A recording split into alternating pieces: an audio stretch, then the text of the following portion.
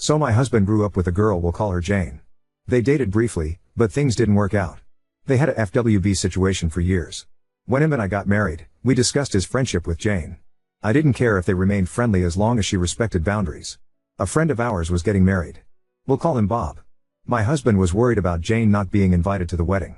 He felt like she would be mad at him and feel left out if she wasn't invited since they all grew up together. I asked Bob about it. Bob tells me that Jane isn't coming because she is in therapy over my husband, and she couldn't handle seeing us together at the wedding. This is news to us. We had no idea that she was mad at my husband at all. We've been married 11 years, I tell my husband he shouldn't talk to Jane anymore. He needs to leave her alone so she can heal. He agrees but is hopeful they can repair their friendship later. The wedding comes and goes. Another event is planned with mutual friends and we are invited to this event. Jane is also invited. My husband is worried about seeing her as he doesn't want to cause her any upset. I tell him it'll probably be fine. At the event, Jane approaches my husband and asks if she can talk to him alone. My husband tells her anything she needs to say to him, she can say in front of me. She tells him that she is pissed at him for not reaching out to discuss her being in therapy over him, and she is mad that he didn't try to talk her into going to Bob's wedding. He tells her that her therapy is none of his business and that it wasn't his job to talk her into going to Bob's wedding. Jane tells him, "It's your fault that I'm in therapy." He asks how it was his fault. She tells him, "Everything was going along fine and then you suddenly got married out of nowhere. Since you got married in Vegas, I figured it as a fluke." He says, "So you're in therapy because my marriage wasn't a fluke?"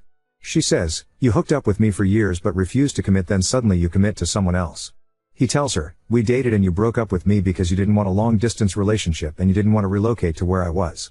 You knew there was no future for us, but you kept visiting me and hooking up with me anyways. How is it my fault that you lied about being cool with the situation when you weren't? I should be mad that you pretended to be my friend while secretly hoping my marriage would fail so you could get another chance with me. I think therapy is where you belong."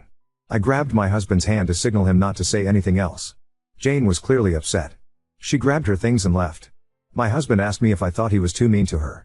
I told him he wasn't. She was looking for attention but didn't get the attention she wanted.